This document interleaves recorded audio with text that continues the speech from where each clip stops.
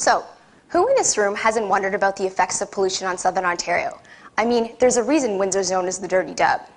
Let me ask you another question related to my thesis. Have you ever wondered about the effects of pollution on bodies of water? Specifically, the Detroit River and fish living therein? Let me illustrate a scenario. Picture fish in the Great Lakes at the very bottom of the water column, on top of sediment, where pollution is highly concentrated. Are you all wondering the same thing now? How do fish live there? How do they survive? 5 years ago, we set out to answer this question. I'm studying a group of bottom-dwelling catfish known as the brown bullhead, who live in contaminated regions of the Great Lakes, to try and understand how it is that these fish are capable of withstanding such high levels of exposure to pollution. We know that they are capable of surviving because they live in these contaminated areas and reproduce annually. Overall, their population thrives. Initially, we had two theories as to how these fish might be surviving. Do they acclimate, meaning that each fish must adjust to levels of pollution in its area? Or do they adapt, evolving into populations who don't need to adjust because they have a built-in shield to protect them against pollution? We've been focusing specifically on information from one enzyme, cytochrome P450 or CYP1A1. CYP1A1 is related to pollution in two ways.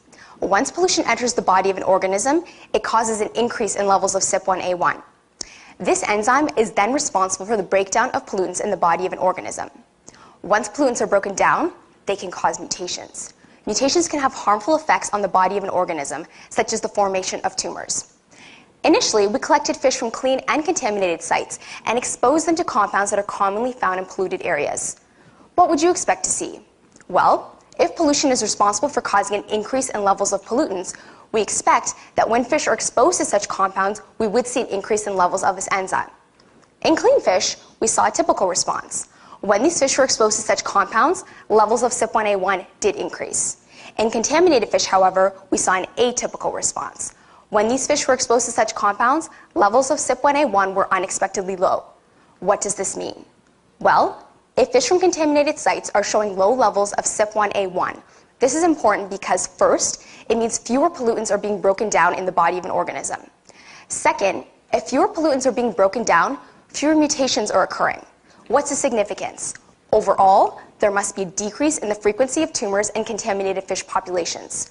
So as you can see, fish from contaminated sites have found a way to decrease the harmful effects of pollution by decreasing levels of CYP1A1. And by doing so, they have evolved to survive pollution. Thank you.